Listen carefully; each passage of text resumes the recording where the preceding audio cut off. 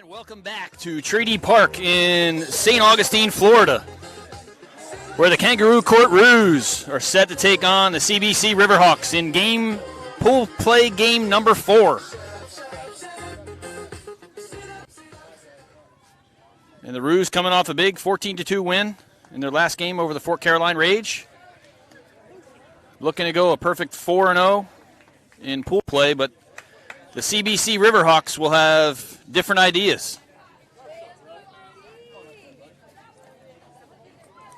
And Landon Serrano going to toe the rubber to start for the Roos. Hard throwing right-hander, about 6'1" tall. Oh my goodness, Max. Good fastball, good curveball. Live arm, a lot of action.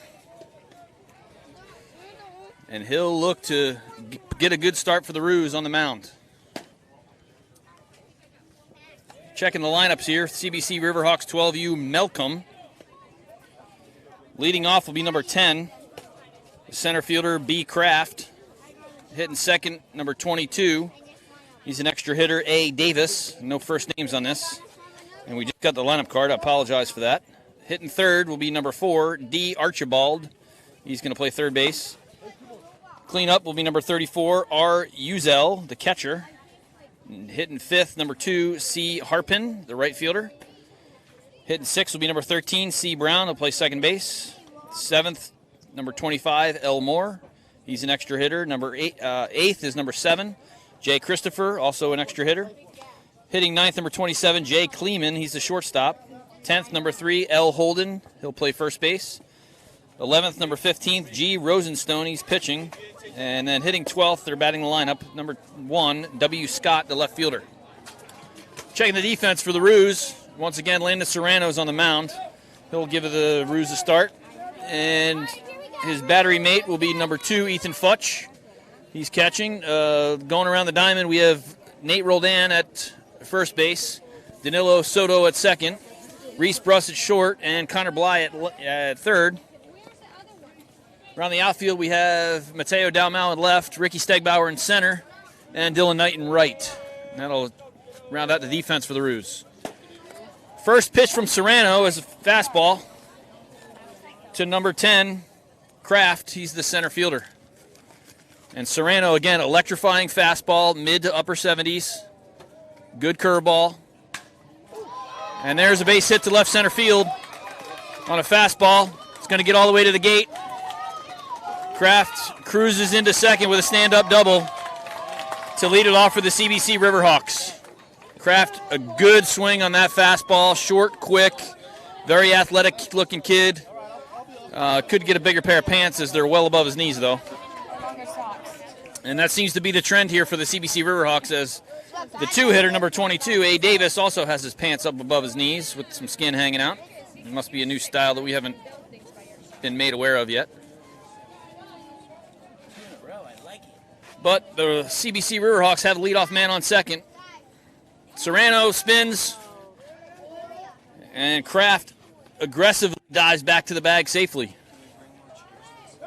Bunch of good-looking athletes on this CBC Riverhawks team, so hopefully this will be a good matchup for the Roos, who have cruised to their first 3 victories by run rule. Serrano deals, ball 1 to Davis. He's an extra hitter. I'm sure at some point he'll go in defensively, as the CBC Riverhawks are batting their entire lineup, which allows them to sub freely defensively.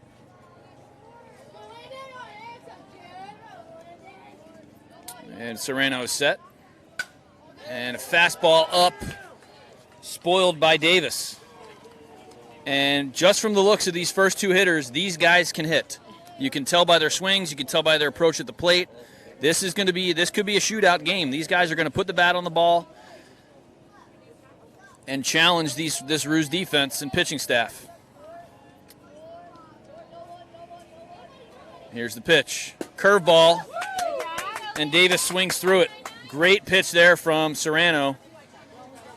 And when you have a 12-year-old that's 6 foot tall with good downhill angle, throwing in the mid to upper 70s, he breaks off a curveball like that, it can make it a long day for the hitters.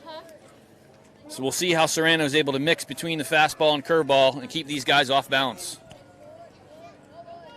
I like being here. Another curveball misses high and away. But I mean, there's this creek by our house. Got a 2-2 count, Here it was raining that crazy. So the creek is like maybe 3-2. so we can jump from higher up. Couldn't see umpire Steve's left hand there. I missed it because And then he comes set, and here's the pitch. Ball 4. It was 3-2, and that ball missed just up and away. Davis a little bit on the smaller side, and that ball was high up out of his zone. So the Riverhawks are off to a strong start here with the lead first 2 guys on, and the third 3-hitter, Archibald, the third baseman, steps to the plate. Prototypical 3-hitter. Got a rocket launcher bat in his hand with that Zen. Lou, there's a ball on the field. Top of the first. Lou, there's a ball on the field. And the hard-throwing right-hander, Landon Serrano, looking to get out of some early trouble. come on, 9-9. Let's go, Nines.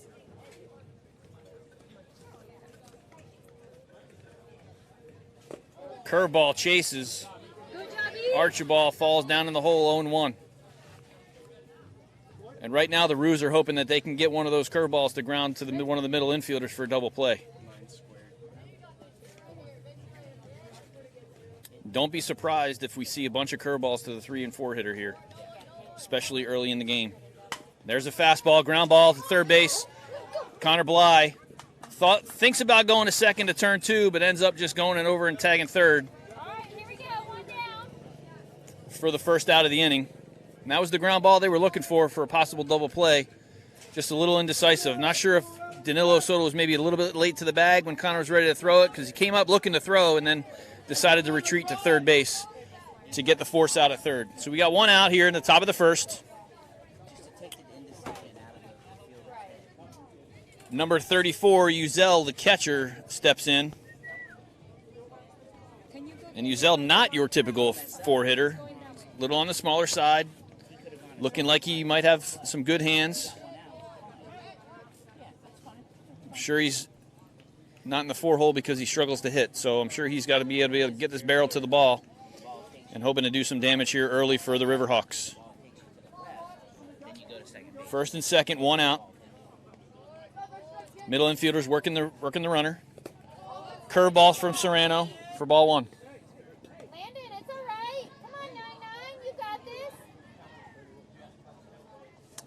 And one thing Serrano has struggled with all the talent that he has and size and ability, he does get into his own head a little bit. And we'll see if he's able to work through that right now. Rely on that fastball. And a late time call by the umpire. Fortunately, Serrano was not in the middle of his windup. Didn't risk any injury there. And now we're set to go. Fastball, outer part of the plate, and that ball had some hair on it. I don't have the radar gun here, but I'm guessing that was about 75, 76. So definitely bringing some heat here. Another one up in the zone. Uzel chases, and he's way behind it. Got a 1-2 count here to Uzel. Serrano looking to work out of some trouble. And we'll see if he goes back to that fastball that Uzel seemed to be having some trouble catching up to. And there it was. Gets a barrel on it, right field. Dylan Knight is there, makes the catch. Runner at second tags, but wisely decides to retreat back to second base. Dylan Knight with a good arm out there in right field. And so Serrano's able to get ahead in the count and get the 4-hitter Uzel to fly out to right field for the second out. That'll bring on number 2, Harpin. He's the right fielder. A lot of DeMarini Zens being used in this game by both teams. Arguably the most popular and hottest bat in travel ball. Serrano set the deal. Curveball for a strike. That was a pretty good one. Again, when you're gearing up for that 75, 76 mile an hour fastball and then he breaks that one off of there, it's pretty tough to get yourself dialed in. And there's the fastball, belt high, and Harpin takes a look at it. He's down in the hole 0-2.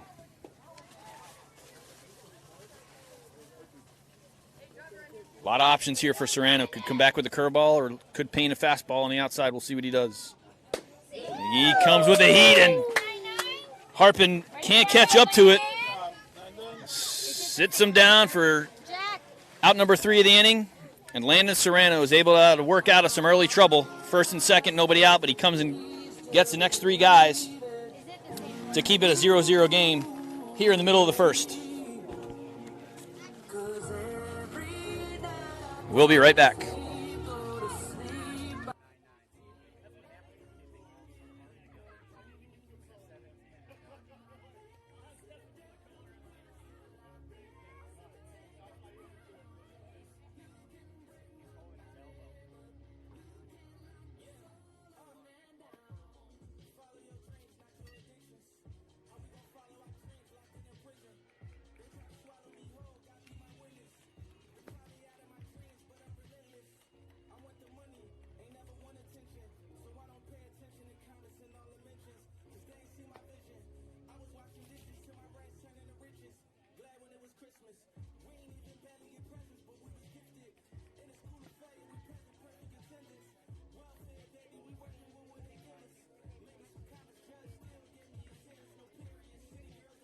And welcome back once again to Treaty Park here in beautiful St. Augustine, Florida, for today's second game of the Roos pool play, 4th of the tournament, second game of the day, 3-0 so far in the tournament.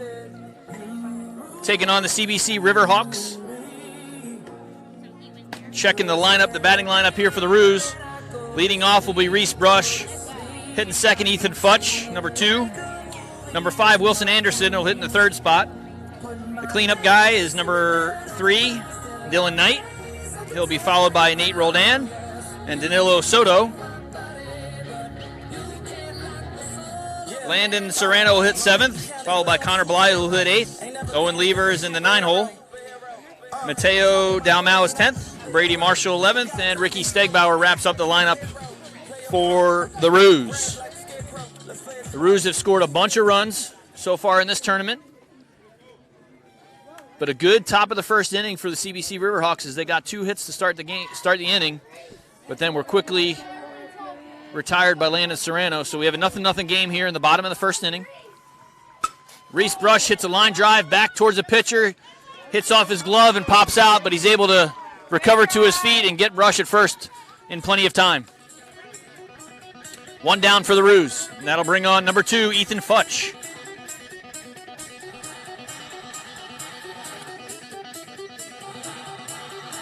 Futch, a good power hitting third baseman slash catcher slash pitcher for the Roos. A lot of baseball and softball in his family. Dad is the head coach of Osceola High School in Seminole, Florida. Osceola Fundamental. They were off to a good season in the spring until COVID shut down their season as well. Sister Addison is a softball player in the Tampa Bay area and has an older brother as well that plays football.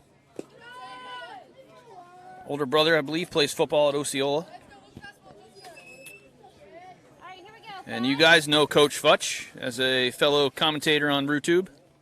Taking a couple games off here, giving him a little break, but he'll be back tomorrow as he'll be joining me as a 2-man crew for some of the games tomorrow. So make sure you tune in to RooTube tomorrow for tomorrow's games as Coach Futch and I will be calling the action.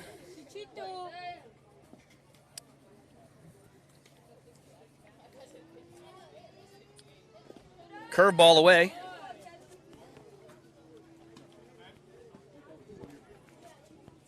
Got a 2-1 count here to Ethan Futch in the bottom of the second inning. 1 out for the Roos.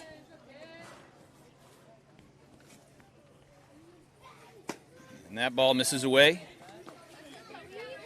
3-1. No, you're fine. On the mound for I just looked over because I heard the bite. on the mound for the CBC Riverhawks, we have number 15, G. Rosenstone. It's good, isn't it? And a fastball down in the zone. Futch goes down to get it, but pops it up to the shortstop. Shortstop makes a nice play, retreating. to make that ball in shallow center field for the second out of the inning. And that'll bring on one of the hottest hitters in the Roos lineup, Wilson Anderson. Hit a couple balls off the wall last night. Anderson, one of the most recent adds to the Roos, coming over from the South Tampa Hooks. He played up last year.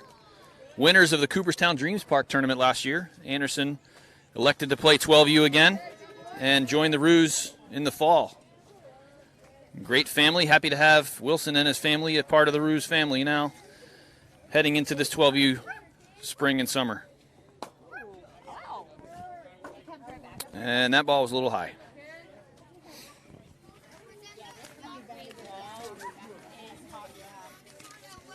Willie, as the teammates call him, takes that ball high, up at the eyeballs. Got 3-0 count. Takes a look down to Coach Rick Stegbauer to see if he's got a 2-out green light here. 3-0. And ball 4. Out of the zone. Even if he wanted to swing at it, wouldn't have been a good swing. So we got a 2-out base runner for the Roos here in the bottom of the first inning. That'll bring on Dylan Knight, the cleanup hitter for the Kangaroos.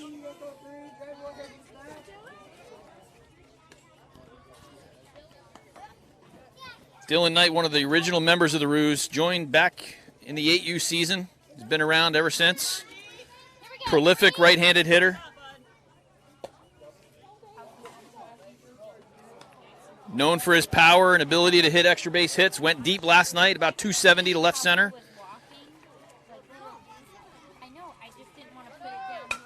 And he's a little bit out in front of that one. Hits the ball hard down the left field line, but foul. Kind of out and around that one a little bit. Dylan does his most damage on balls that are middle in, and he can keep those hands in. And, man, can he get that barrel accelerated to impact point.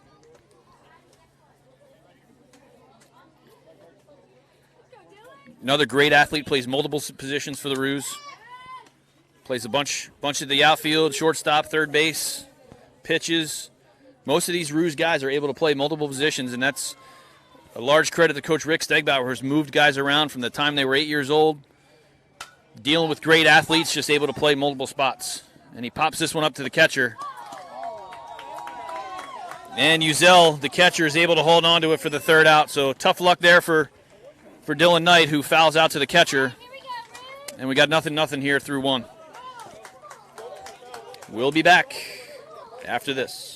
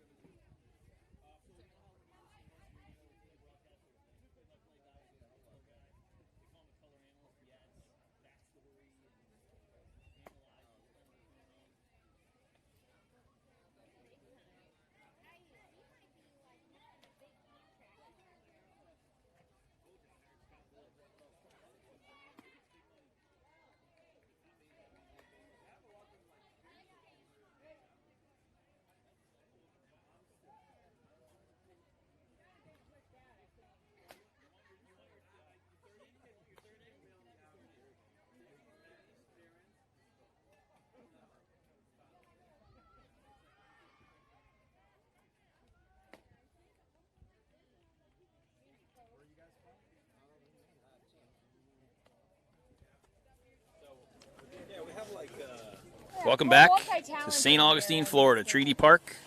Top of the second inning. Roos not able to get on the board in the bottom of the first for the first time, possibly this tournament. Maybe the first game they weren't able to get on, but past 2 games they've been able to score, put some runs up in the first inning and play with a lead. Not able to do it here against the CBC Riverhawks. So 0-0 here in the top of the second. Landon Serrano got into a little bit of trouble early, was able to work out of it in the first inning. And Coach Stegbauer is calling on Connor Bly here in the second inning. Toe the rubber. Big Country, as he's so affectionately known by his family and friends. I like to call him Connie. Old Connie Bly out there on the mound. Good fast, good curveball. Pitches from the stretch. And he's set to deliver here his first pitch. It's a fastball grounded to the shortstop, but Wilson Anderson attempts a backhand and is not able to come up with it. And the leadoff man for the Riverhawks, number 13, C. Brown, is on first base. So here, 2 innings in a row, the Riverhawks have the leadoff man on against this Roos pitching staff. May have heard Coach Rick Stegbauer yelling standard there. That's a bunt defense that the Roos use.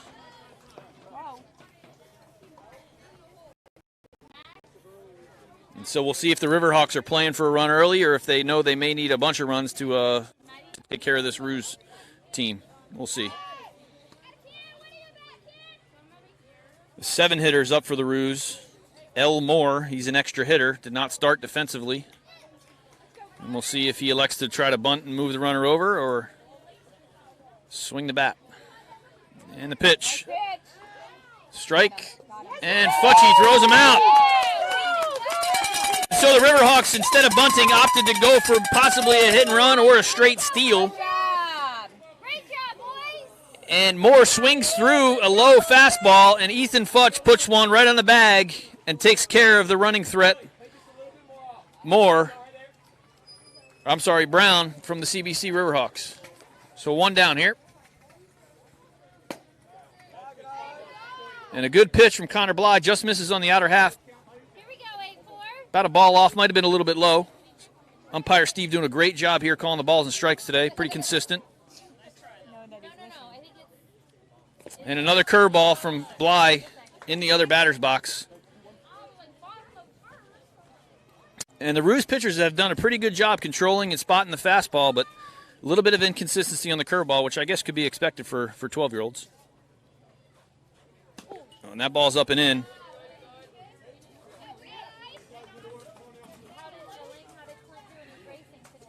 And Moore able to get out of the way of that one. I didn't know if that's something that calls them to celebrate or... Okay. It's just a fun hobby.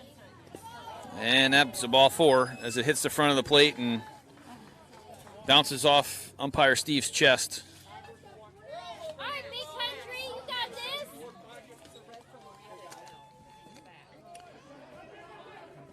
Here we go. So the CBC Riverhawks have a runner here with 1 out. Connor Bly looking to get a ground ball here, turn 2. Throws over to first. And so the Roos catchers have done a pretty good job today, controlling the pitchers as well as helping to control the running game. Brady Marshall threw a couple guys out in the first game, and Ethan Futch gets the first runner that attempts to steal here in the second game. And a great jump by 25. And Bly goes over to first, but Lever unable to deliver the ball to second base in time. And Moore has a stolen base with 1 out. So if it looked like Moore was guessing there and just went on first movement to Bly, and Bly went over to first, but Moore had a great jump, was able to swipe the bag before the Roos could complete the relay from pitcher to first to short. And there's a strike from Bly. Jay Christopher, the hitter for CBC Riverhawks. He's the 8 hitter with a man on second in scoring position with 1 out here in the second.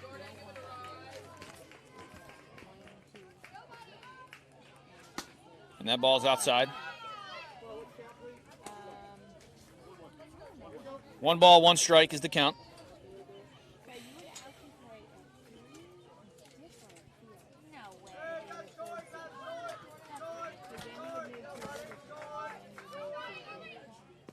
Down and in the dirt. Ball 2. 2-1 to Jay Christopher.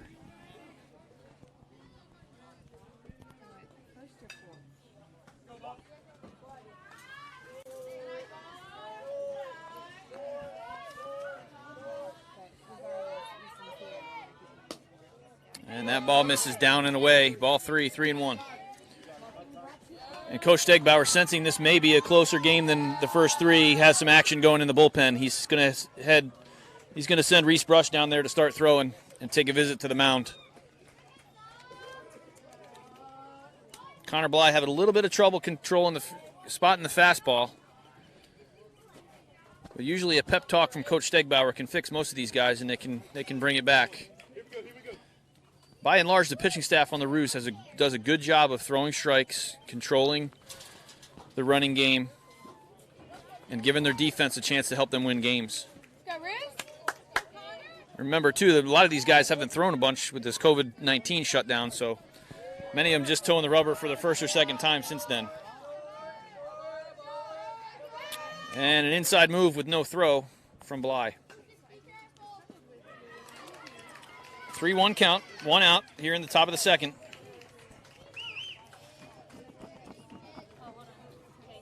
And the runner appears to have hurt his arm diving back to second base.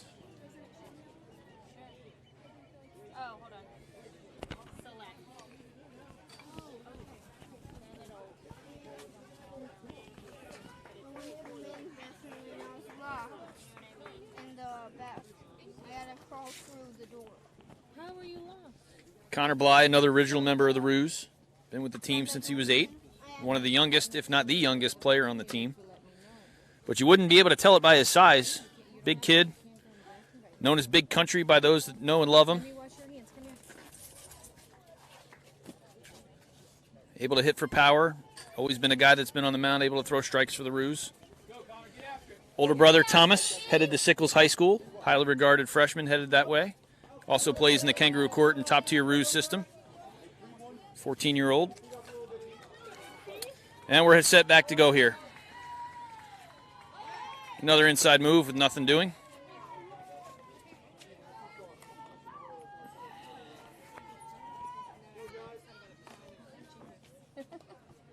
And Bly is set and ready to deliver.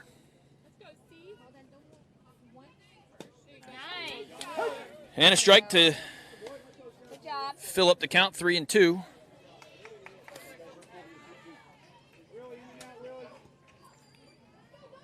To Jay Christopher, the CBC Riverhawks. And Bly wants a new sign. He didn't like the one he got from Futch, and they're going to try to refix it here. And here we go. Now we're set. Curveball got him. Actually, more of a cutter. I'm not sure it was an actual curveball. More of a cutter. Bly's fastball uses the cut a little bit and get some movement away from right-handed hitters. That's kind of his natural arm path. He's had that for a little while. But a good pitch there, 3-2 to get the second out of the inning. That'll bring on the 9-hitter, Kleeman. He's the shortstop. First pitch catches the corner for strike 1. And Bly's ahead in the count, 0-1.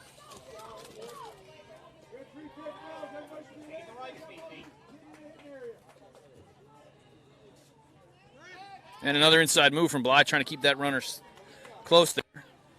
Again, if you can get a runner to third base, a wild pitch or a pass ball can possibly get you a run with this concrete wall behind us. Bly is set. That was the curveball, and he swings through it. Kleeman fooled on the curveball from Connor Bly, and he's then down in the count, 0-2. A lot of options here for Bly. 2 down, 0-2 count. And another curveball that's hit well to left center field. And that ball's off the wall. One hops the wall. Ricky Stegbauer's out to get it. Hits the cutoff man. And the CBC Riverhawks are on the board as Bly left an 0-2 curveball down the middle. And Kleeman tagged it to left center for a double. So a clutch hit there for Kleeman to put the CBC Riverhawks up 1-0 with 2 outs here in the second. And that'll bring on L. Holden, the first baseman. She's the 10-hitter.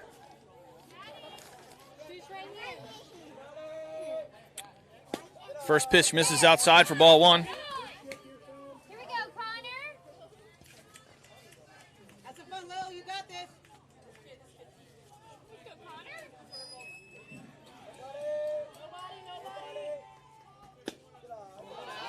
And a fastball from Bly. Holden with the braided hair down the back. This is the second team we've played in as many weekends that had a girl on the team. Solid baseball players, able to get out there and compete with the boys. And she stays off the curveball. Misses away.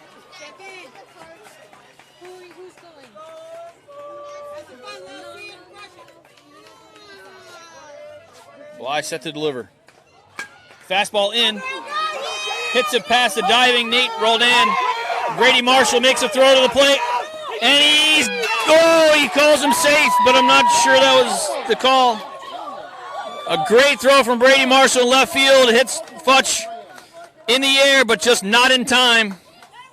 As Kleeman's able to slide in safely and give the CBC Riverhawks a 2-0 lead. Couldn't ask for a much better throw from Marshall on that one. Futch in a great position. Kleeman just able to get his foot in time. Umpire Steve in the right spot to make the call. And the CBC Riverhawks lead 2-0 on an RBI single by L. Holden. And that'll bring on Rosenstone, the 11-hitter for the Riverhawks. Bly starts him with a fastball for strike one.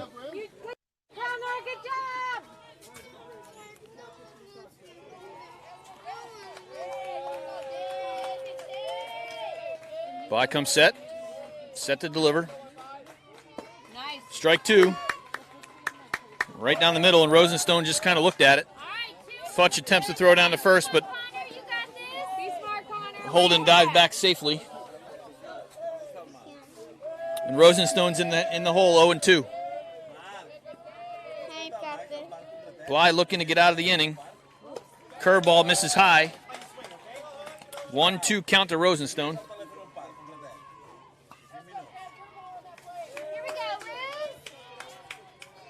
Two outs, top of the second inning. CBC Riverhawks able to get two this inning for a 2-0 lead. And Bly misses down. 2-2.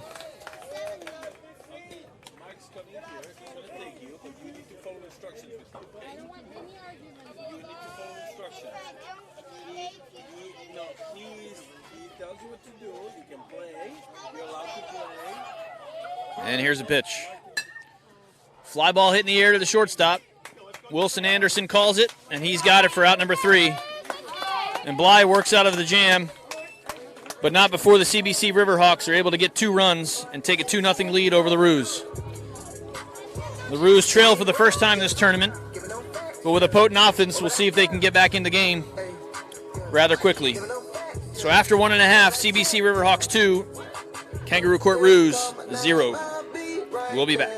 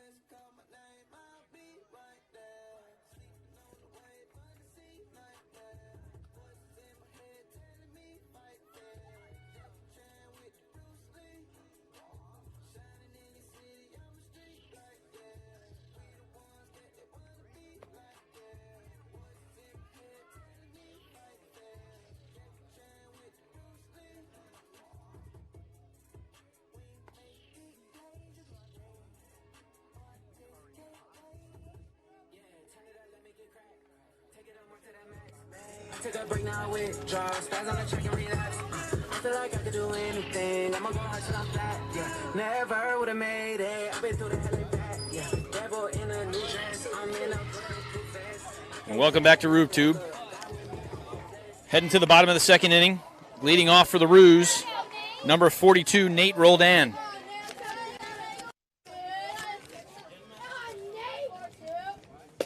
takes ball 1, 1-0. Roldan, a multi-sport athlete, as many of these Roos are, plays basketball and baseball. Dad Dennis is a game-changer guy for the Roos. Second pitch is driven deep to center field. Center field and going back. That ball's going to hop over the wall, 1 hop for a ground rule double for Nate Roldan.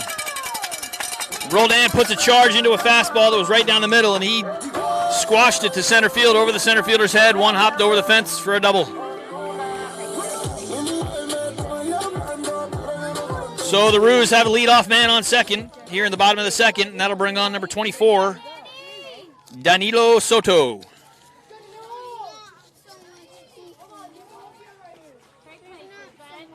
Danilo Soto came over from the Patriots in a package deal with Mateo Dalmau a couple years back. Been a great addition to the Roos family.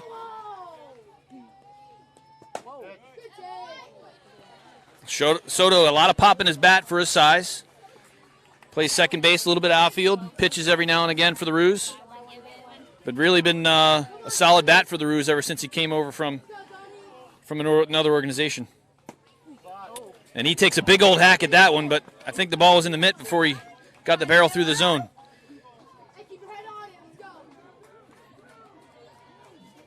I got a feeling he's going to get his timing fixed up here, however.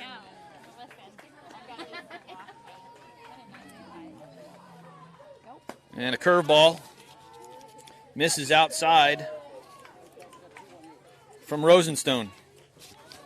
So G. Rosenstone still pitching for the CBC Riverhawks.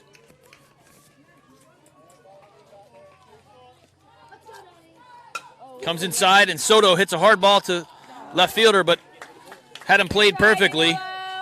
Ball's a little up and in. Soto able to get a barrel on it and hit it right to the left fielder for the first out of the second. And that'll big up Big Landon Serrano, number 99. No relation to Pedro Serrano from the Cleveland Indians of the Major League movie. But, man, he can hit it just as far sometimes. If he gets his barrel to it. We saw that in the last game. Serrano put a charge in 1 and hit it a long way over the right center fence in Game 1 of today's doubleheader. Serrano.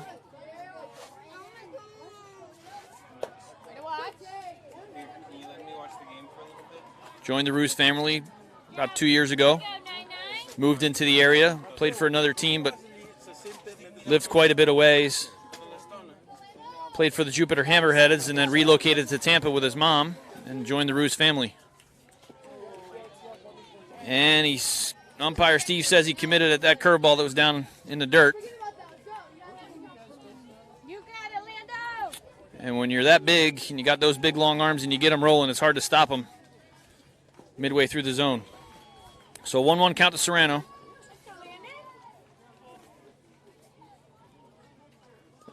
And that ball's down in the dirt. He's able to hold off of that one.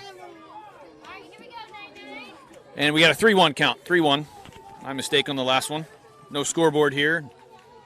Don't have access to no teleprompter with the graphics that Mr. Dalmau has up there. So 3-1 count. And Serrano looking to go deep here, I'm sure, with a 3-1 count and a guy on second base. Coach Rick telling him to stay in the big part of the field, meaning not try to do too much. Just get the barrel to it and hit the ball hard. And he does, and that ball's out of here. Touch them all, Landon Serrano. Mr. Umpire, can we have another ball? Because that one's out of play.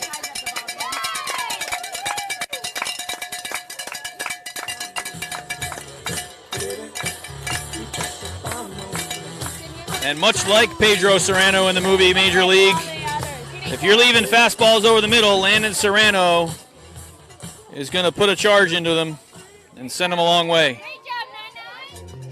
So Serrano ties the game at 2 with a deep ball to left center field that from the moment he hit it, it was out of here. Stepping into the box will be number 84, Connor Bly. Takes a fastball in the outer half for strike 1. Bly has similar power to Serrano and able to hit the ball out of the park. Then you swing at the first one, then you say, why did he swing at the first one? And a hanging curveball, called strike 2. Fooled Bly a little bit. Caught the inner half of the plate for a strike. And Bly's down 0-2. And a fastball down, misses away, misses down on the way. 1-2 count to Connor Bly.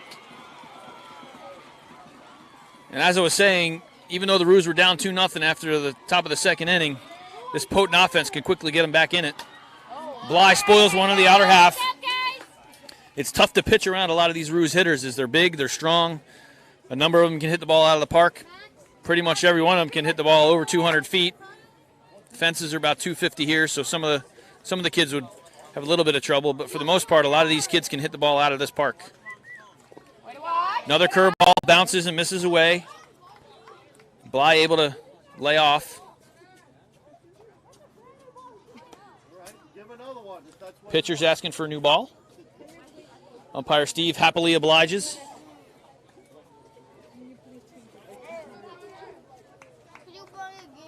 Connor Bly steps in. 2-2 count. Fastball up in the zone. Bly hits it back to the screen. Count will remain even at 2-2. Tom and Jerry.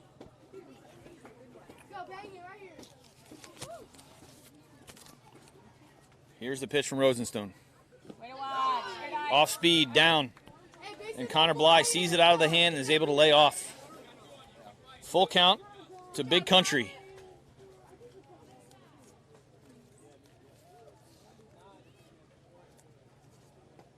And a fastball up in the zone.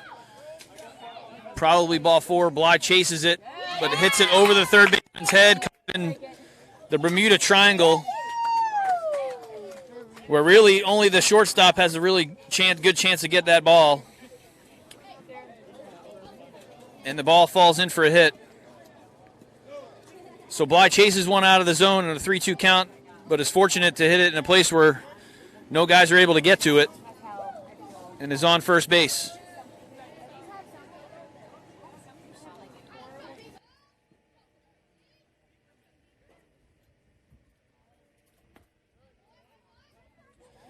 That'll bring on number 13, Owen Lever.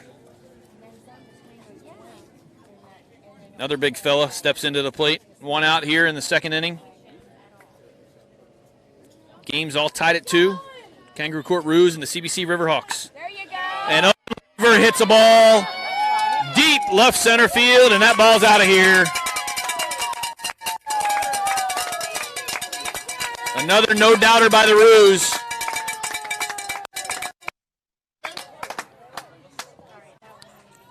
As we get into Game 4 of the weekend, and the Roos seem to be finding their groove at the plate. Barreling some balls a long way. 3-2 Roos.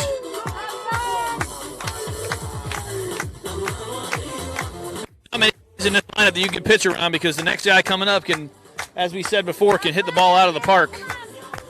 Last thing you want to do is start putting guys on base and adding to the count.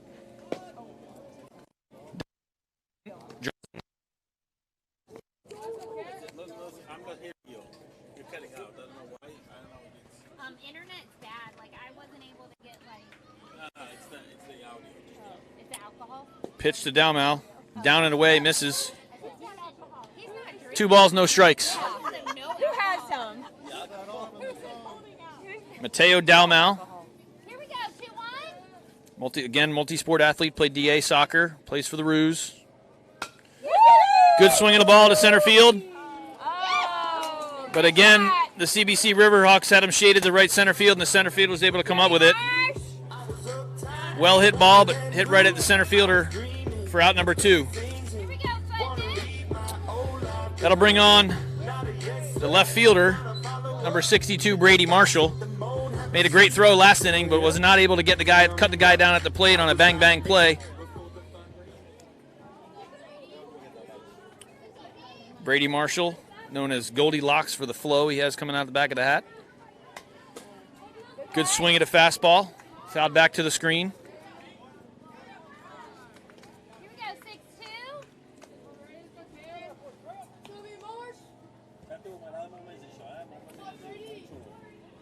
Marshall, another guy that pitches, plays the outfield. Catcher for the Roos. Lays off a curveball that misses away.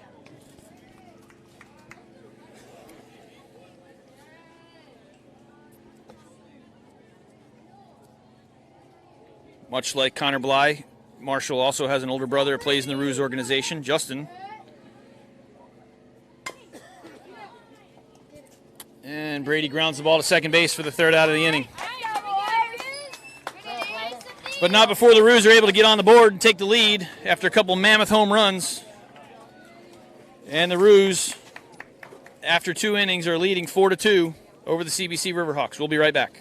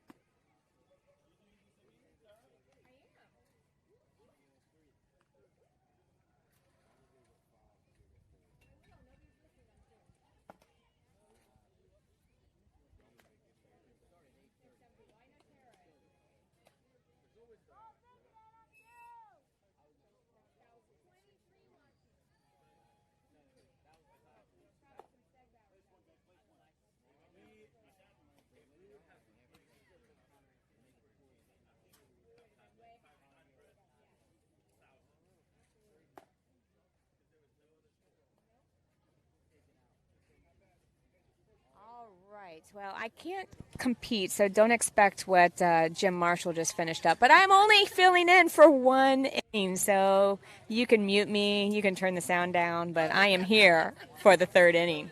So we have a change of pitcher. We have Jazz Hands, Ocho on the mound, Reese Brush, and we have Mateo at first. We also have Ethan still catching there, first pitch. Ball 1. Looks like we have Danilo at second and Wilson's at short. Nate's at third. Brady left field. Ricky center and Dylan Knight in right field. That was high outside for ball 2. So we are ahead now after 2 home runs hit by Landon and Owen to bring the score to 4-2. This is the top of the 3rd. This is when we usually do ladies' 3rd inning. Seems like I'm the only lady out there doing 3rd innings if I'm around, if I'm not at Easton's games. So, been here, a long day at the ballpark. See if Reese can settle down a little bit here. He walked the first batter. So we have back at the top of our lineup, because I remember the knee showing, those lovely kneecaps. That's the new style. So we have Kraft. Let's see if he's crafty as he was in the first inning when he hit a pretty good hit, as I recall, for a double. Reese throws over. No harm over there. The runner gets back in, standing safe. Not taking too big of a lead off over there. Reese comes set, and he goes over again. Oh, that kid did not slide, and Mateo is pretty adamant that he had got him. Kid kind of strolled in there nonchalantly. They're all telling him to get his pants dirty. They might not have brought OxyClean, though, and they might have to wear these tomorrow. And a third time. Well, now he slides back in there. So count is still 0-0 up here for the batter. We have no pitches across the plate. Trying to get that runner off at first.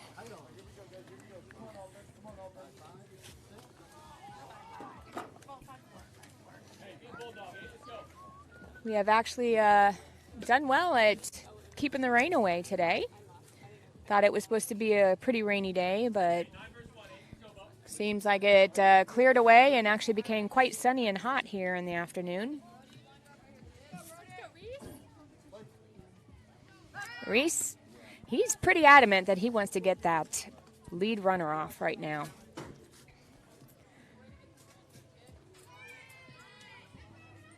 All right, let's see if he is going to throw his first pitch home to this batter.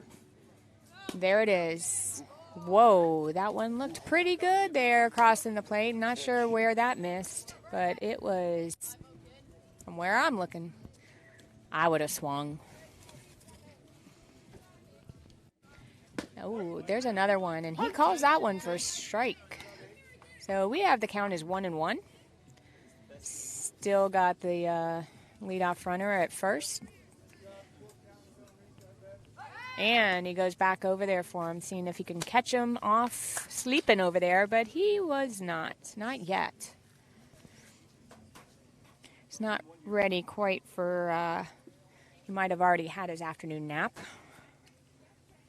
Oh, wow. So that one was well in the dirt towards the kid.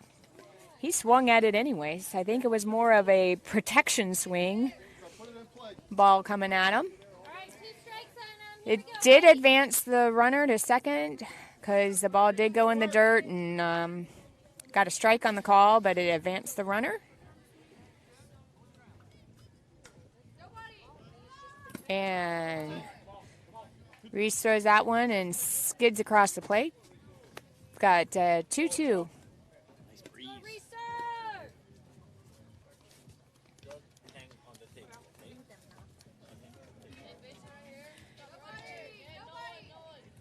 And that one went up a little high there, so we've got a full count going.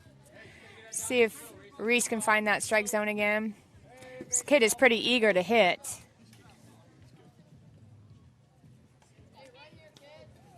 Knowing that he did have a pretty good hit, just like that. And that one is out of here for a home run. Oh, never mind. It's a double. It bounced over. So he traded places and got the runner home. Hits it square center field. Just over Ricky's head out there and bounced right over the makeshift fence. So we're at no outs, 4-3 ball game. Now our next guy here, he's also in the no-knee club. He likes to show those, not cover them up.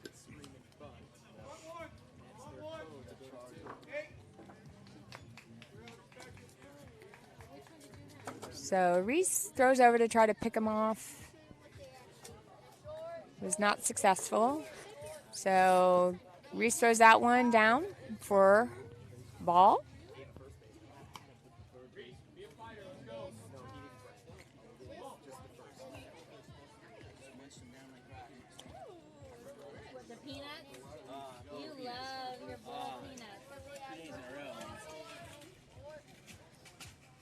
Ooh, there's one. That's a great spot right there for a strike. You love your nut, huh? You love your nut? You love your...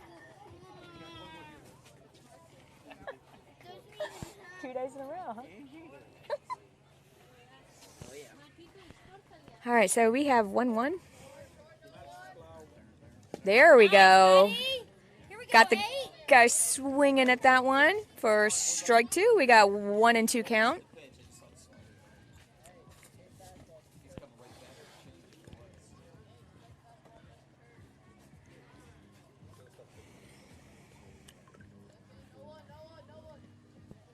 Oh, he likes to swing at that one, and they're throwing down. Get the out at first, and whoa, good stop by Nate. They tried to throw across. Once they saw Ethan throwing down to first, since it was a ball in the dirt, he had to throw him out at first to get the out, and they did get that one. But it did advance the runner to third. So now you got a guy in scoring position on third. We have one out. Number 4 goes up into the batter's box. Ooh, behind you. There's ball 1, and Coach Rick's going to go ahead and have a meeting at the mound, see if he can settle down Reese out there. So we've had have to get our groove going back with this pitching. Seems like it's probably the last thing that's going to come after having this long break.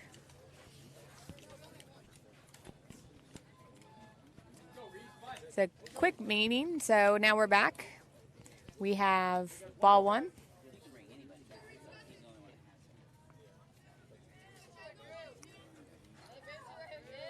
And shoots one down the gap over between short and third base. Brady fields it. So a single that is an RBI. So we have a new ball game here. We're tied 4-4.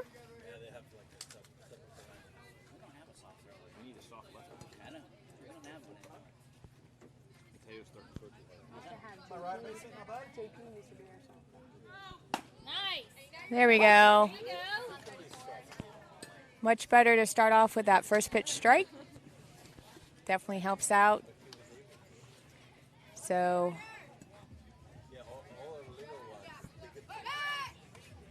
go to pick over at first. Guy slides back in there safely.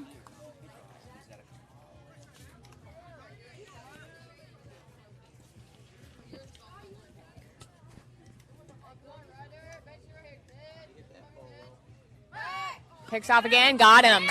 He did. Finally, the pickoff move pays off, so he gets over there and gets that guy sleeping a little bit. Maybe he did not have his nap in earlier, and he's having it now. So we have 2 outs now.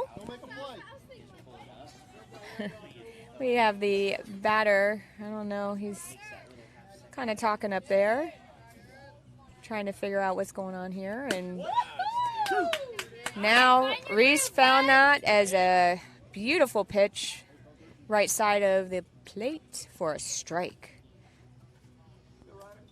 So he has 2 strikes on him right now. Let's see if Reese can get that strike 3. And that one hits the dirt, goes and hits that cement wall and bounces all the way back to the pitcher.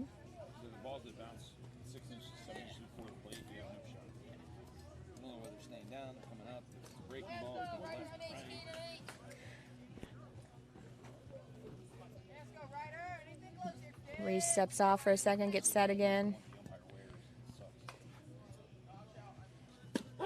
Reese puts that right there down the plate. He stands there stunned and doesn't swing for strike 3. And the Roos found their way out of this. We are tied, though, at a, is it 6-6? 4-4, sorry. We are tied either way, but it is only 4-4. So we will be back for, I believe, Ricky Stegbauer is our first up at bat. And Kara's playing my walk-up song. Got it going on there. So I'll be back as soon as Ricky steps into the box.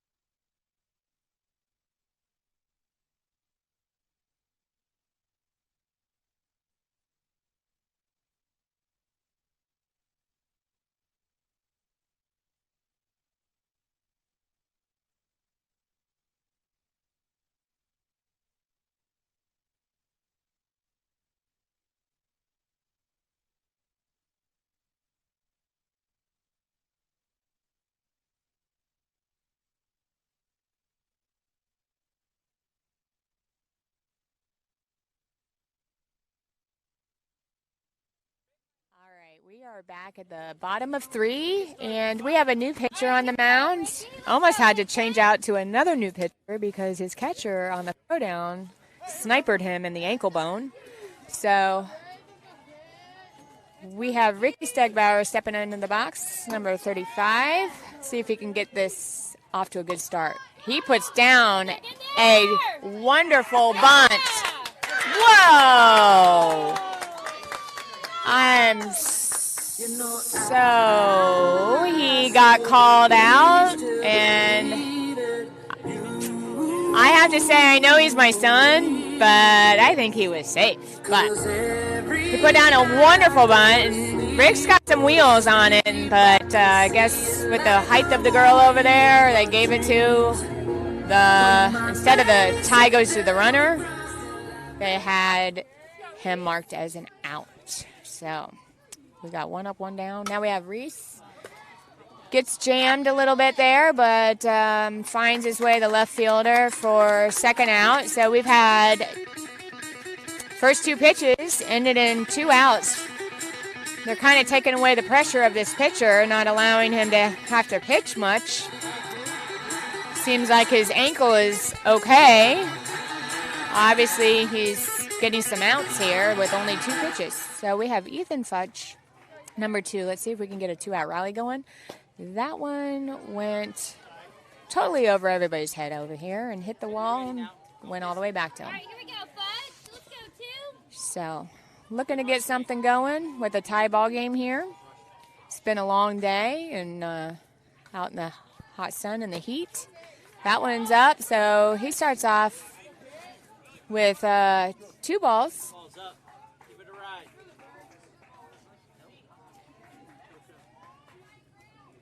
That one hits off the end of the bat there, right over to first for unassisted play at first base. So 3 up, 3 down, and a matter of 5 pitches. So I'm going to go ahead and log off. If you muted, and you can't hear me say this right now, but I'm giving it back to Jim. So you may unmute or turn up your volume. I'm out of here. See ya.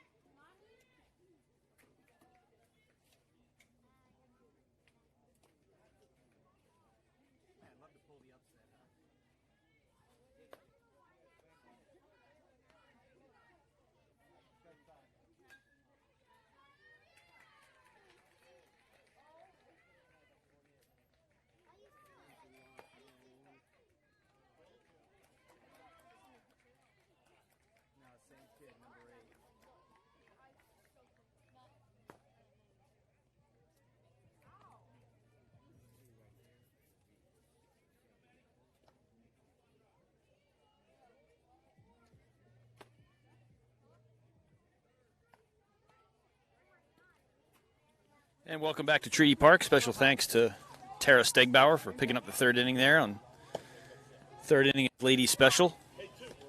I need a special. I need a 2 for 1. 4-4 game here in the top of the 4th.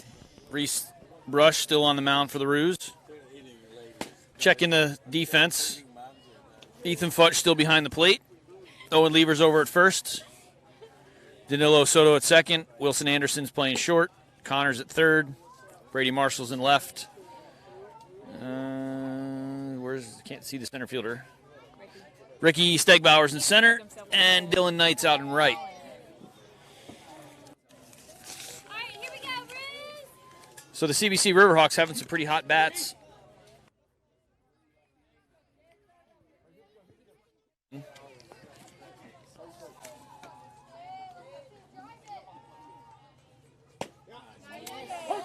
And Brush starts him with a fastball for strike 1.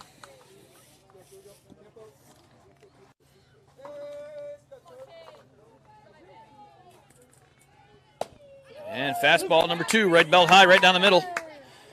And now that I look at the game changer, it looks like their first names for the CBC Riverhawks are actually on there. Now I'm looking at the box score. So this is Cade Harpin, 0 for 1 on the day with a strikeout.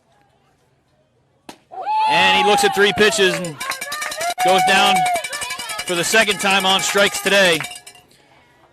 As Brush comes out firing fastballs. One down in the top of the fourth.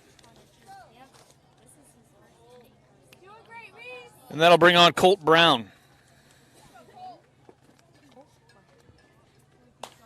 Colt swings at the first pitch, a little up and in, jams him. First strike's one. Colt, great baseball name. Colt Brown, number 13. Rocking the red cleats and the full-length baseball pants. Unlike a couple of his teammates who have their knees uncovered. 0-1. Another fastball spotted by Brush on the outside part of the plate. Strike two. Colt Brown finds himself in the hole quickly, 0-2.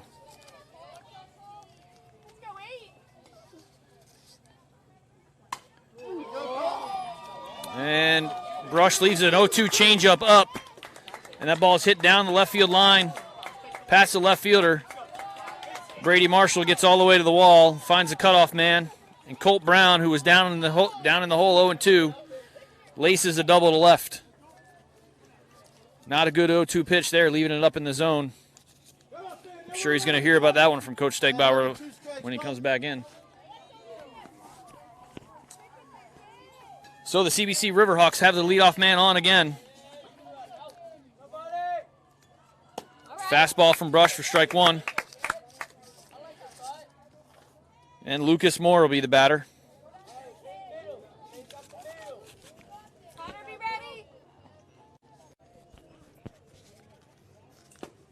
Strike two. And Brush is ahead again, 0-2. Let's see if he can make a better 0-2 pitch here.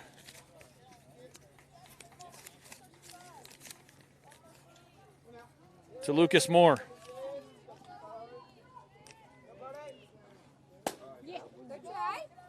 Misses away with a fastball, 1-2.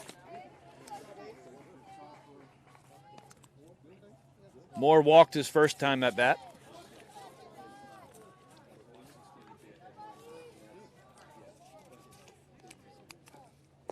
Curveball chases off the mask of Futch and gets away. And Lucas Moore is going to be safe at first base despite swinging at a bouncing curveball for strike three. And some tough luck there for the Roos.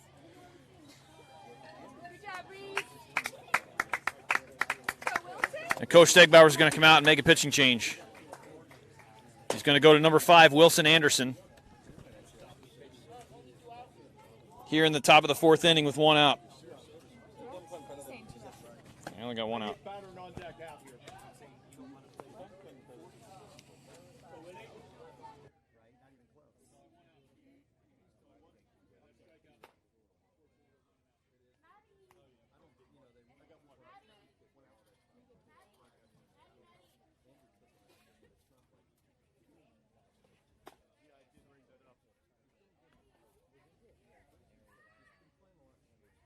So Wilson Anderson to take the rubber for the Roos. Going to come in some trouble. First and third with one out. CBC Riverhawks got the leadoff man on. And then Reese Brush able to get the next guy swinging, but unfortunately it was on a curveball in the dirt that bounced off the catcher's face mask and got away. So Lucas Moore was safe at first base despite the strikeout.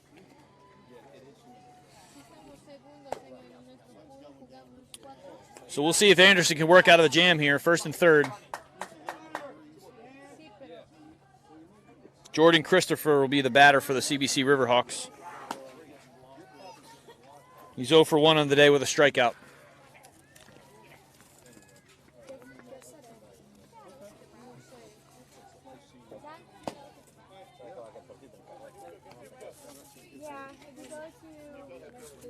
Christopher with the high knicker pants. The striped socks.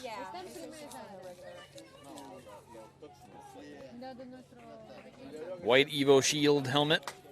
And swinging an old CF Zen. Most popular bat in travel baseball, the Rocket Launcher Zen bats. Known for having incredible pop, but also breaking very quickly. Parents still willing to spend the money for that hot bat. So here we go. Jordan Christopher steps in with 1 out. No count.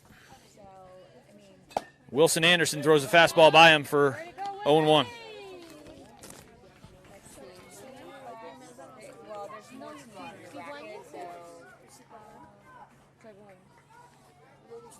Well, they lost to Blue Claws. FCA Blue Claws. Wait, no, sorry. Runner runs, he bunts. There's 2. Fielded by Anderson, checks him, gets the guy at first. The runner moves up to second, so we'll have second and third with 2 outs.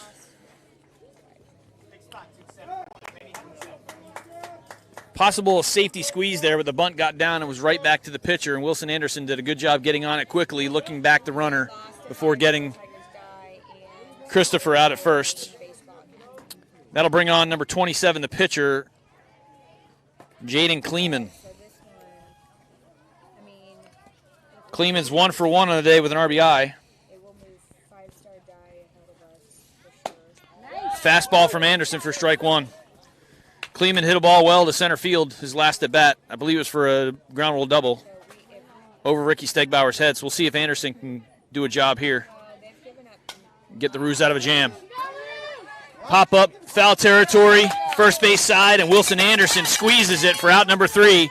And Wilson Anderson comes in and gets the Roos out of a first and third jam to keep the score 4-4 as we head to the bottom of the 4th.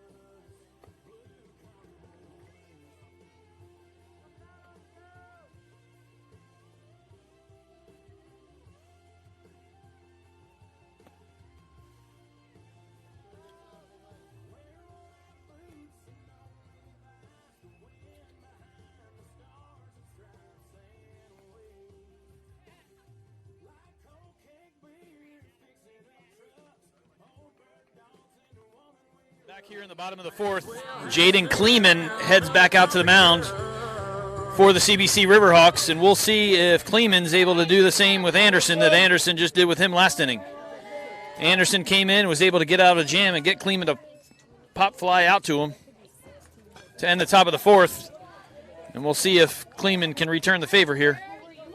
Misses high with the first pitch for ball 1. Willie Anderson, number 5, at bat for the Roos. And he hits the ball to center field in the air. Center fielder comes in and he's got it. 1 out here. So Kleeman and Anderson able to trade pop-ups on each other. And that'll bring up number 3, Dylan Knight.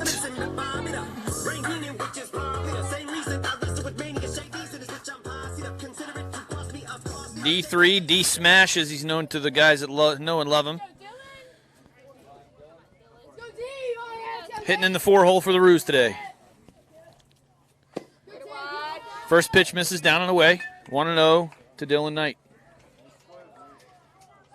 Jaden Kleeman's got a decent fastball with a good little curve. Misses up and in for ball 2. Started the game at shortstop, and we all know that most teams with the shortstops typically have good arms. Kleeman no different. Good mechanics. Delivers a strike to Dylan Knight, but he hits it in the 5-6 hole for a base hit to left field. And the Roos have a runner on with 1 out here in the bottom of the 4th. That'll bring on Nate Roldan. Roldan's 1 for 1 on the day. Hit a ground rule double to right center field his first at bat. And we'll see if he can stay hot here and get to Jaden Kleeman here in the bottom of the 4th inning. All right, here we go, Nate. Let's go for 2. Dylan Knight leads off first. Kleeman comes set and delivers a pitch. Line drive right at the second baseman. Dylan Knight with a good read is able to scamper back to first base and not get doubled off on the line drive to second. So with 2 outs here in the bottom of the 4th, that'll bring on number 24, Danilo Soto. All right, here we go. 2-4. Soto with a big hack. Swing and a miss on a ball, fastball down and away. Pulled his head out a little bit. Needs to stay on that pitch. 0-1 to Soto. Knight takes off for second and slides in safely on a tough pitch for the catcher to handle. Here we go. So the Roos have a guy in scoring position with 2 outs here in the bottom of the 4th. Need a clutch hit out of Danilo Soto here. Take the lead. And that ball's down and away.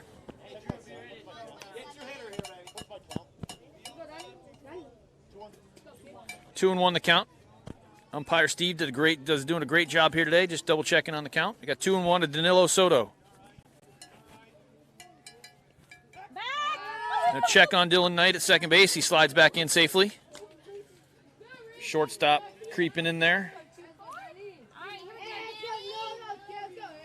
Jaden Kleeman on the mound for the Riverhawks.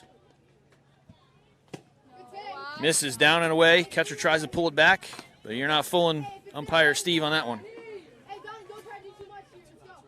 3-1 count. The Danilo Soto. Good hitters count here. We'll see if he can capitalize. And he swings at a ball up in the air. Hits it down the right field line in the air. And it falls into a blooper down the right field line. Falls into the Bermuda Triangle on that side of the field. And Dylan Knight off with two outs off from second base on the hit is able to score, giving the Roos a 5-4 lead here in the bottom of the 4th inning. Tough luck for Kleeman. Made a good pitch up in the zone. 3-1. It was able to get Soto to pop up, and unfortunately the second baseman unable to get over to that ball, and it falls in just inside the foul line for an RBI base hit by Danilo Soto. So with a 5-4 lead, that'll bring on number 99, Landon Serrano.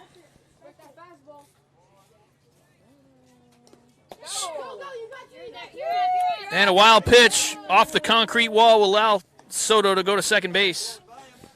In scoring position again with 2 outs. All right, here we go, Lando. Serrano showing an incredible display of power today, hitting 2 balls way out of the park. Hoping to stay within himself right here and just driving a base hit with 2 outs. Driving a run. You just left them by themselves, right? Oh, and Kleeman leaves one up in the zone, and Serrano's wishing he had that one back. Let them with Auntie Gina, huh? I bet they're tired. Coach Stegbauer continuing to tell Serrano, stay in the big part of the field, don't try to do too much, and let the barrel of that bat do the work for him. So far, it's worked for him with 2 long home runs. And a 1-1 count here in the bottom of the 4th. Soto leads off second. Serrano swings at a ball down in the zone, fouls it off. All right, here we go. Come on, Landon. He's down in the count 1-2. Kleeman looking to make a really good pitch here. Down 1-2. Or ahead in the count 1-2. Serrano hoping he makes a mistake.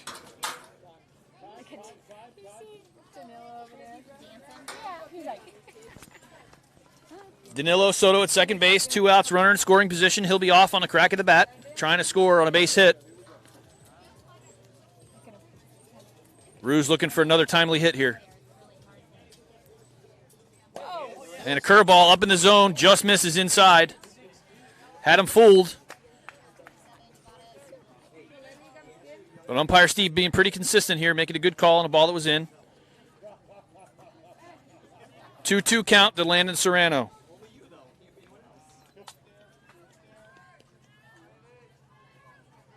Down and away.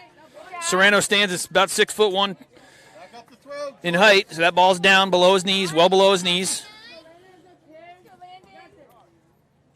Full count to Landon Serrano.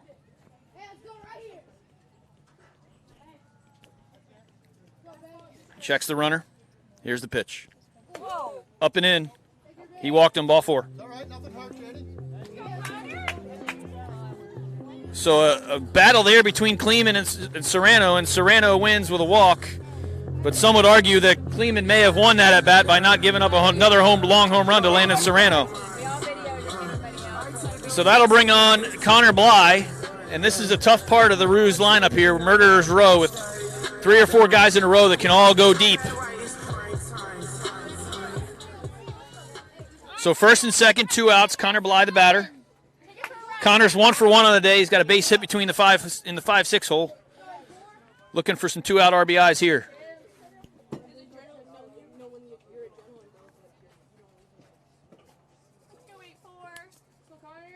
Big Country stands in tall. Kleeman set to deliver.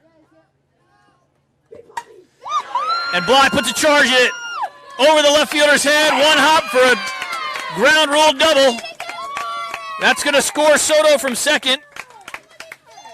And Connor Bly in with an RBI ground rule double well over the left fielder's head on a fastball that Kleeman left up down the middle. Serrano was at first base, and by rule on a ground rule double, he'll have to hold up at third. And that'll bring on Big Owen Lever, number 13. Lever's 1 for 1 on the day, 2 RBIs. Deep ball to left center in his first at bat. We'll see if he can tack on a few more here for the Roos. Fastball misses down. Good block by the catcher. Save a run there. Second and third, 2 outs, bottom of the 4th. Owen Lever at the plate. Kleeman bounces another one.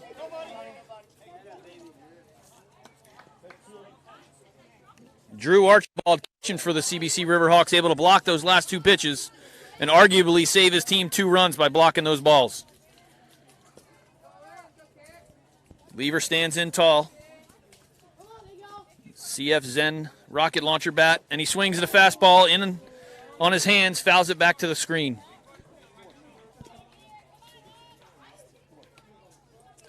Two balls and 1 strikes to count. To Owen Lever.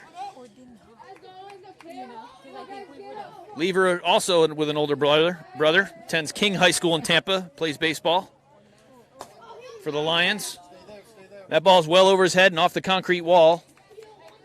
Right back to Kleeman. 3-1 count to Owen Lever, and he's looking for 1 pitch right here. One that can do some damage with the second and third, 2 RBIs hanging out there for him. And the pitch, and Lever hits a deep fly ball to left field. That ball is foul. And interestingly enough, that is a very difficult foul or fair ball for the umpire to call with 2 fences here. The foul ball pole is on the big fence all the way out in left field. And the ball went over the second fence and hit the roof. No way to tell whether that ball hugged inside the foul pole on the little fence. So a tough call there for umpire Steve. He calls it a foul ball. Tough to argue with him there. But Owen Lever now with 3-2 count. And he takes an off-speed pitch at the belt on the inner half for strike 3. But not before the Roos do some damage. Roos tack on 2 to make it a 6-4 game. 7-7 in the hits for the Roos and the CBC Riverhawks. But the Roos get 2 runs there to give it a 6-4 lead before Lieber strikes out on a tough pitch on the inside part of the plate. 6-4 heading to the top of the 5th. It hit the roof. We'll be right back. It hit the roof.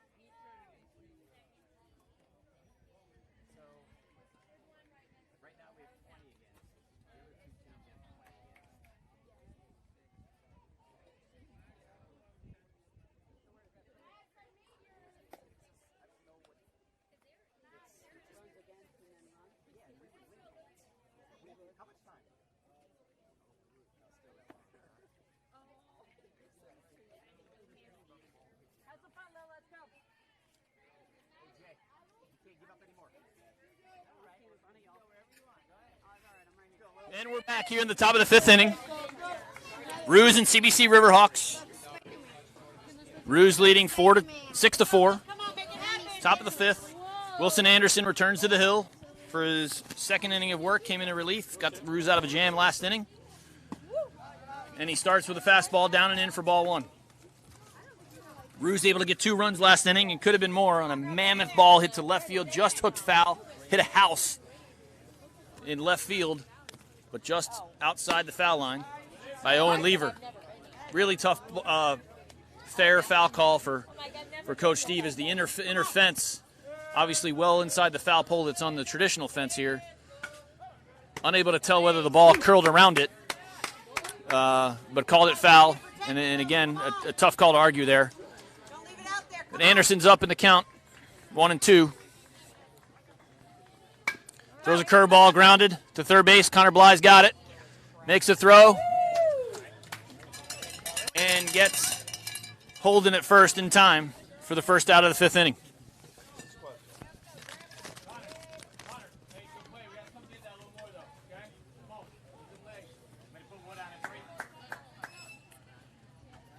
That'll bring up Rosenstone, the 11 hitter for the CBC Riverhawks. Graham Rosenstone grounds the ball to third. Bly's got it again.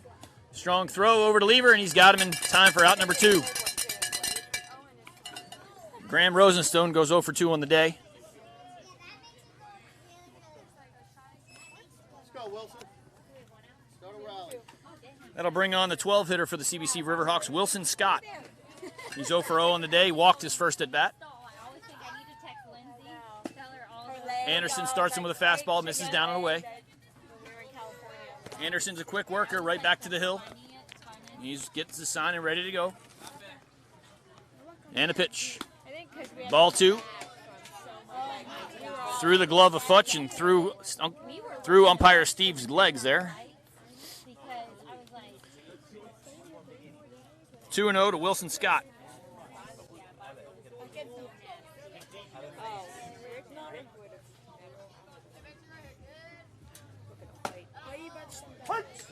Just catches the top of the zone for strike 1, 2-1, or 2-1 to Wilson Scott. Top of the 5th inning here. Anderson delivers. Catches the outside corner for strike 2.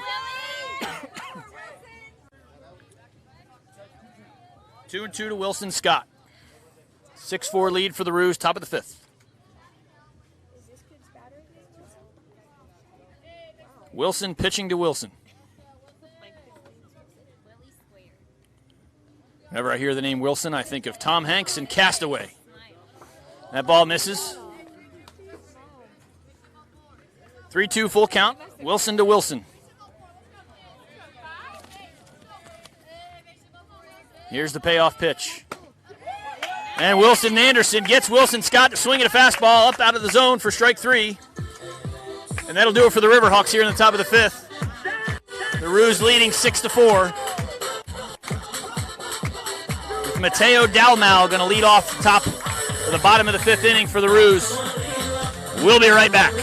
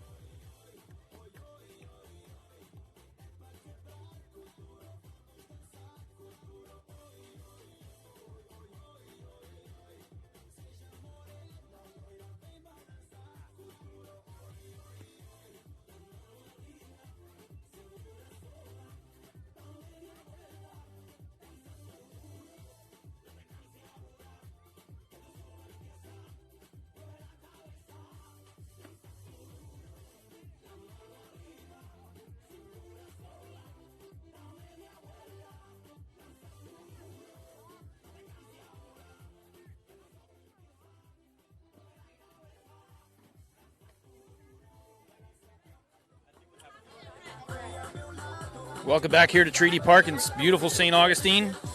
Partly cloudy skies as the sun begins to set. The final game of the evening, I believe. Pool play for the Kangaroo Court Roos.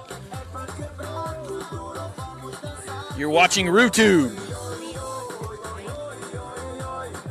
Now, over 500 followers, I believe. Producer Cayuse Dalmo says we now have over 500 followers to RooTube. So if you're tuning in, we thank you for your support.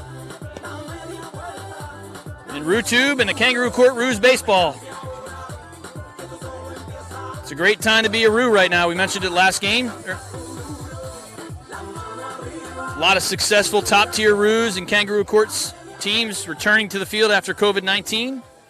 And congratulations to top-tier Roo and longtime Kangaroo Court Roo Jackson Miller on getting drafted by the Reds earlier in the week. Mateo Dalmau steps in.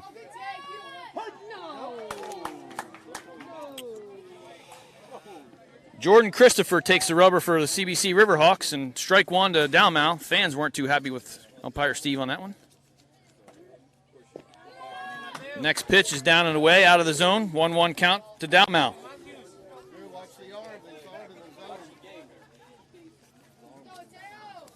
Dalmau, left-handed hitting, left-handed throwing, multi-sport athlete.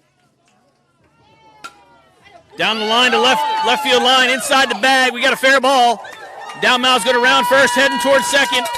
Left fielder cuts it off before it gets to the fence. Dalmau will cruise into second with a stand-up double. And the Roos have the leadoff man on here in the bottom of the 5th.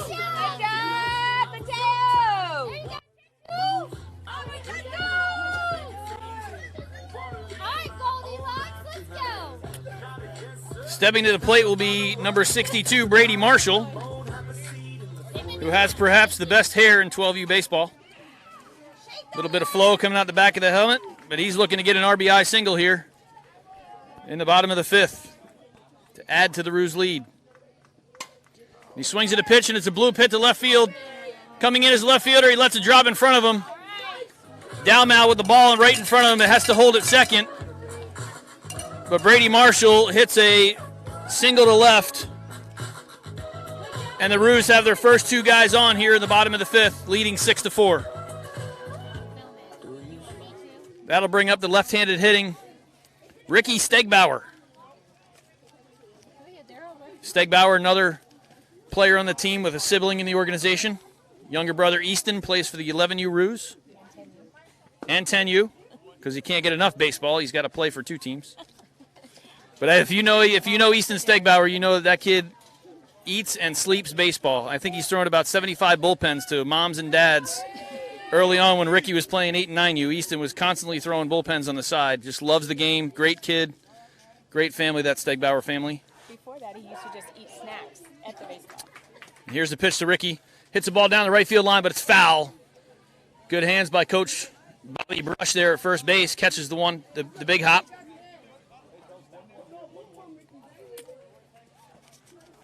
One count to Ricky Stegbauer. Another multi-sport athlete. Plays volleyball for his middle school. Golf. Avid golfer. Could definitely beat me in golf. I've seen him.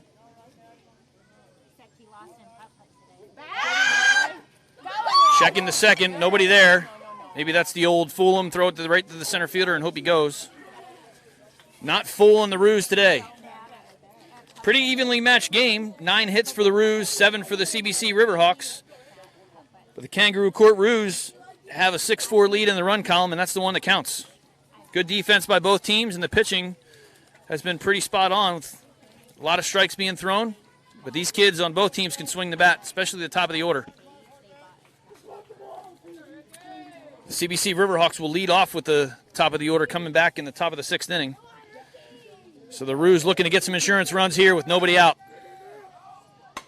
Stegbauer swings and hits a deep fly ball to right center field. Center field is going back. He's not going to get there. Ball's down.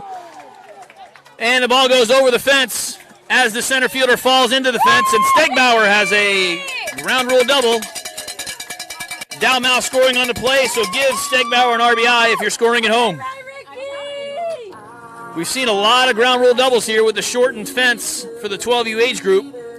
Still estimating it's at about 240 to 250 feet away. It's well over 225. And the Roos continue to find barrels and hit the ball out towards the fence and over it. Stegbauer, the 12-hitter on the Roos, coming up with a big clutch hit there to tack on an insurance run for the Roos. Back to the top of the order for Kangaroo Court. And number 8, Reese Brush.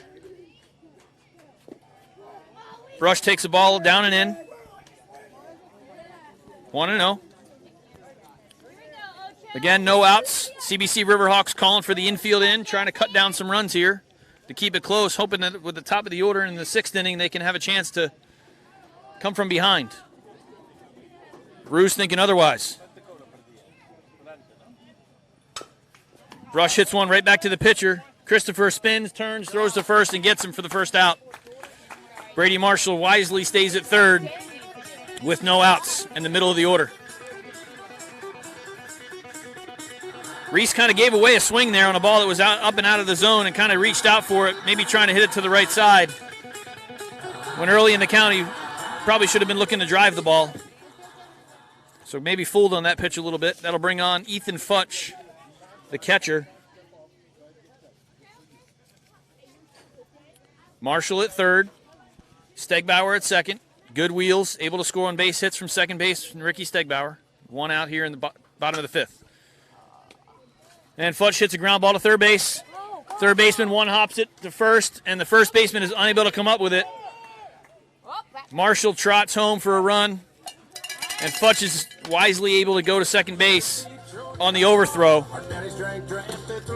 That'll go E5 if you're scoring at home. Error on the third baseman. Made the play, but unable to complete it with a good throw. And the Roos tack on another run to make it 8-4.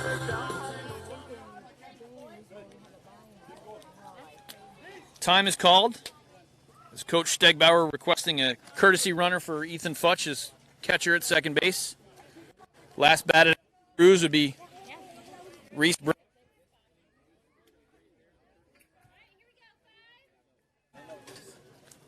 Runs really well.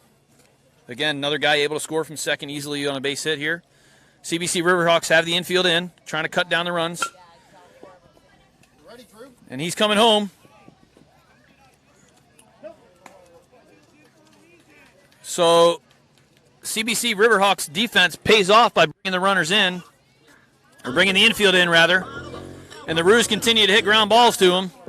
And a base running miscue maybe there by Coach Ricky Stegbauer going on contact, and the ground ball right to the shortstop. So out at the plate. First and second here for the Roos. Dylan takes a big hack at a fastball out of the zone. Fouls it back.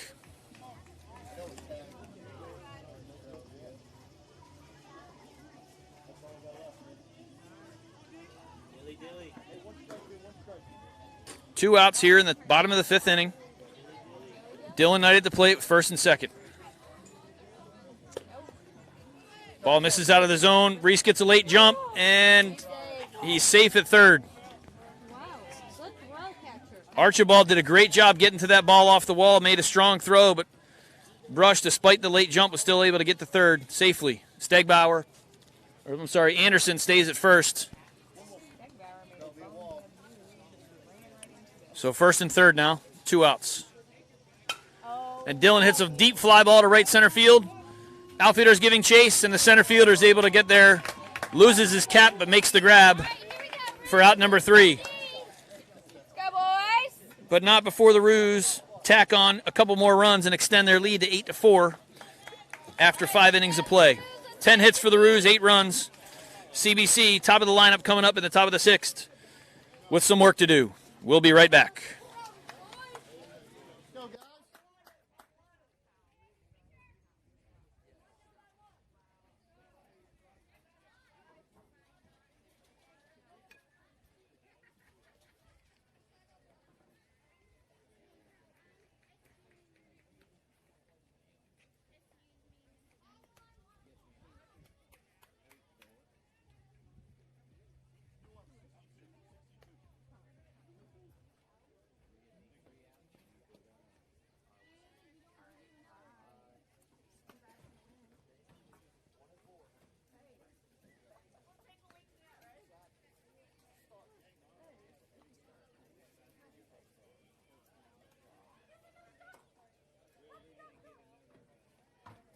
Coming back a little early this inning. We've got some defensive changes we want to tell you about. Now into pitch for the Roos, number 62, Brady Marshall. And a catching change. Now catching number 42, Nate Roldan. Mateo Dalmau's at first. Danilo Soto at second. Reese Brush is back at short. Landon Serrano now at third base. Wilson Anderson, old Willie out in left. Ricky Stegbauer still in center. And Dylan still in right. Saw a good inning of work out of Marshall yesterday. And he returns to the hill today, hoping to seal the deal for the Roos here in the 6th. He'll have his work cut out for him as the CBC Riverhawks send the top of the lineup to the plate. With Brody Kraft leading off. Brody's 2 for 2 on the day. Scorched 2 balls to center field over the center fielder's head both times to go 2 for 2 with an RBI. So we'll see if Marshall can decipher and figure out how to get this guy out, because to this point the Roos have not been able to. Marshall starts him with a fastball in the inner half of the plate for strike 1. Ball fouled off to the first base side.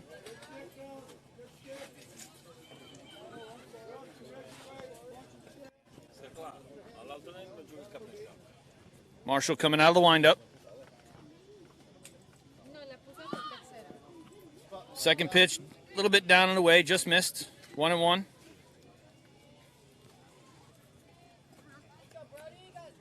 Kraft, very athletic looking again. 2 good swings on balls so far in the game. Looks like he knows what he's doing up there at the plate. Good short contact swing. Showed bunt on one of those pitches. Probably has a lot of tools and speed in the leadoff spot. Roos are going to need to try to get this guy out. Fastball, fouled off, left field foul. Down the line.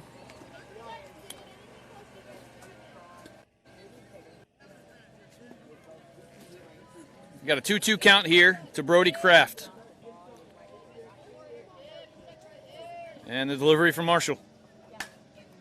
Fly ball to right field. It's deep. Dylan Knight has a beat on it and catches it just a couple steps before the wall for the first out of the inning. So Kraft puts another good swing on the ball. 3 solid barrels for Brody Kraft. A good game for him. And he's a guy to keep an eye on tomorrow in bracket play because he's going to be an offensive threat helping that CBC Riverhawks try to get deep in the bracket play tomorrow. But Marshall's able to get him out. And now we got Davis at the plate. Fastball a little bit down. 1-0 to Alex Davis. Davis is 0 for 1 on the day with a walk and a strikeout. Another high pant over the knees. Little Delino DeShields kind of look. Any of you guys listening at home can remember that guy. High socks, a lot of speed.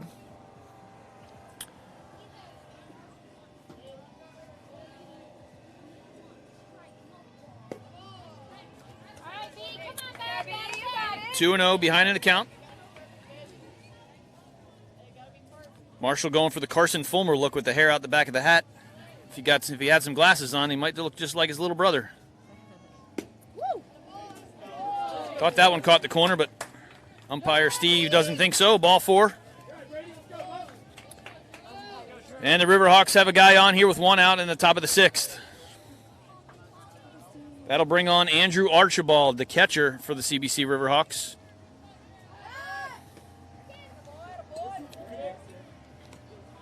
Solid build, good power.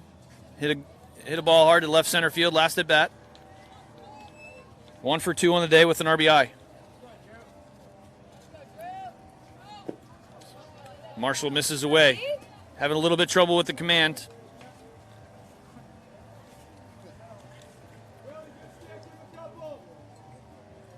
Marshall primarily handles catching duties for the Roos.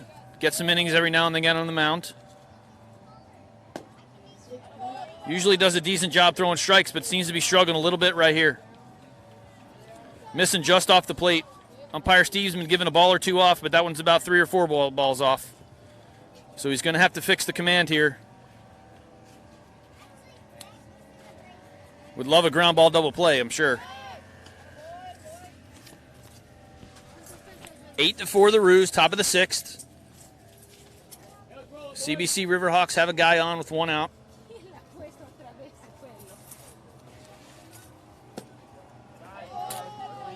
Another ball down.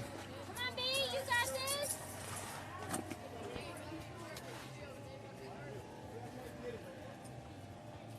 3-0 count. I'm sure this guy's got a green light. And he does. He swings and rips the ball down the left field line foul. A 3-0 green light from Andrew Archibald.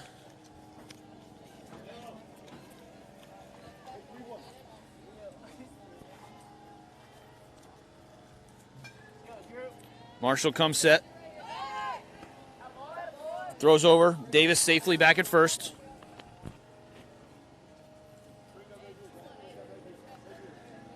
Keeping him close.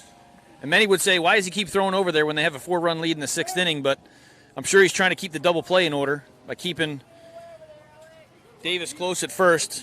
Try to get Archibald to roll over one here to maybe Reese Brush for a double play. And that ball's a strike for a full count. Probably a good take for Archibald. Ball was a little bit on the outside corner. 3-1, looking for his pitch, didn't get it. Confident 2-strike hitter here. 3-2 with 1 out. Marshall deals. And that ball is hit sharply to center field, high in the air. Long fly ball. Stegbauer goes back, and it's over the wall. And Archibald takes Marshall deep to put the CBC Riverhawks within 2. 8-6. And the top part of this CBC Riverhawks lineup has been barreling balls and hitting them hard all day. And a couple of these guys, the Roos, have not been able to figure out how to get out, and he's one of them. So Archibald will go 2 for 3 on the day with 3 RBIs, including a long home run to right center field.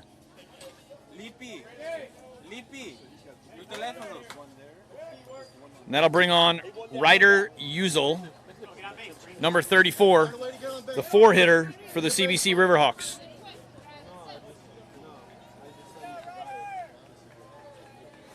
The Roos 2 outs away from going 4-0 in pool play. Marshall throws a fastball down the middle. Hit hard by Uzel, but foul. And 62 is ahead in the count, 0-1.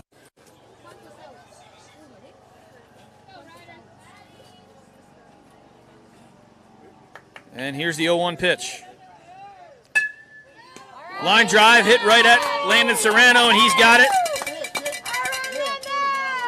Hit sharply, but not past the 6-foot Serrano down at third base. Serrano made a great play on a one-hopper last night. Backhanded and able to throw the guy out at first. And his long-haired twin at third base is able to help Marshall get the second out of the inning. So 1 out away from 4-0 in pool play as the Roos looking to hold on for an 8-6 win here with 2 outs in the top of the 6th. Marshall deals the fastball outside part of the plate for a strike. 0-1. Marshall seems to be able to maintain his composure after giving up the long home run and still fill up the zone. Curveball hit in the air, right field. In foul territory, but off the fence. Tough viewpoint from here, but it looks like Dalmal made a good play on the ball, but it got to the fence before he could get to it. We got 0-2 here. To Cade Harpin.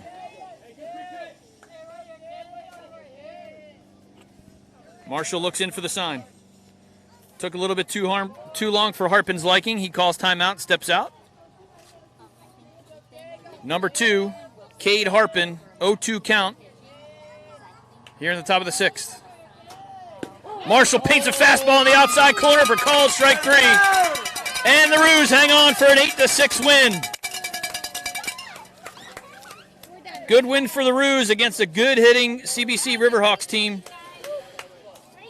Line scores, CBC Riverhawks 6 runs on 8 hits. They had 1 error.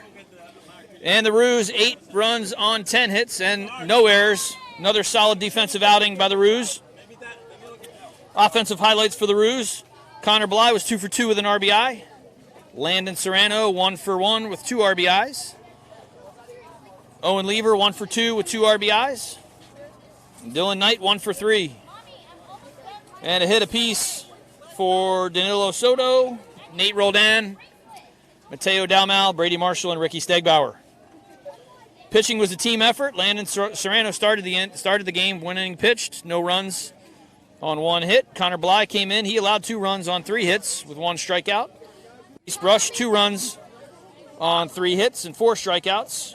Wilson Anderson was solid on the mound, coming in and getting the Roos out of a jam. 1.2 innings pitched with no runs on no hits, and he had 1 strikeout. And Brady Marshall closes the game, and despite giving up a 2-run home run, is able to hold on for the win with 2 earned runs on 1 hit and 1 strikeout.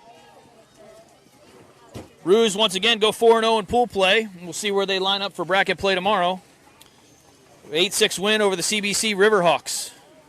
Once again, thanks for tuning in to RooTube. It's a pleasure having you, and we're glad that you're here to support us as we move past this COVID-19 into the summer of our 12U season. And despite not being able to go to Cooperstown, these boys still have some big plans ahead of them, and we're excited about what's to come.